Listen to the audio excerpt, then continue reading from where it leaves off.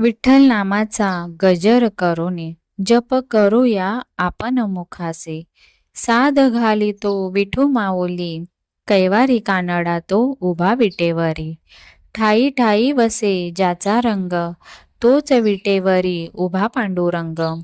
तुळशीच्या पानातून येई त्याचा सुगंध, त्या पानातही दिसे मला पांडुरंग. जय हरी विठ्ठल, जय हरी विठ्ठल. नमस्कार मंडळी, श्री स्वामी समर्थ सर्वांना. स्वामी महाराज तुमच्या सगळ्या चांगल्या इच्छा पूर्ण करो ही स्वामींचरणी प्रार्थना करते आणि आजच्या या नवीन व्हिडिओला सुरुवात करते. हिंदू धर्मात एकादशी व्रताचे महत्त्व सांगण्यात आले आहे. एकादशीचे व्रत भगवान विष्णू आणि देवी लक्ष्मी यांना प्रसन्न करण्यासाठी केले जाते. हिंदू पंचांगानुसार प्रत्येक महिन्यामध्ये 2 वेळा एकादशी येते. त्यापैकी एक कृष्ण पक्षामध्ये असते तर दुसरी शुक्ल पक्षामध्ये असते.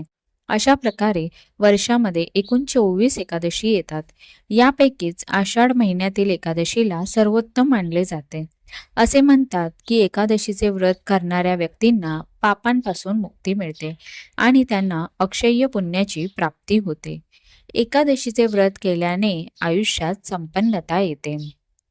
चला तर मग जाणून घेऊया एकादशीच्या दिवशी कोणत्या पद्धतीने पूजाविधी करायचे आहे. एकादशीच्या दिवशी सकाळी लवकर उठून स्नान करावे, स्वच्छ कपडे परिधान करून सूर्यदेवाला अर्घ्य अर्पण करावे. त्यानंतर घरातील देवी देवतांची पूजा करावी. तसेच भगवान विष्णूंना पिवळी फुलं, चंदन, तुळस अर्पण करावी. धूप दीप लावून त्यांची आरती करावी. त्यानंतर ही पूजा पूर्ण झाल्यावर ओम नमो भगवते वासुदेवाय या मंत्राचा जप करावा. तसेच विष्णूंच्या स्तोत्रांचे पठण करावे. त्यानंतर भगवान विष्णूंना नैवेद्य अर्पण करावा. आषाढी एकादशीचे व्रत केल्याने भगवान विष्णू आणि देवी लक्ष्मी आपल्यावर प्रसन्न होतात. तसेच अशा व्यक्तींच्या घरात कधीही धनधान्याची कमतरता भासत नाही.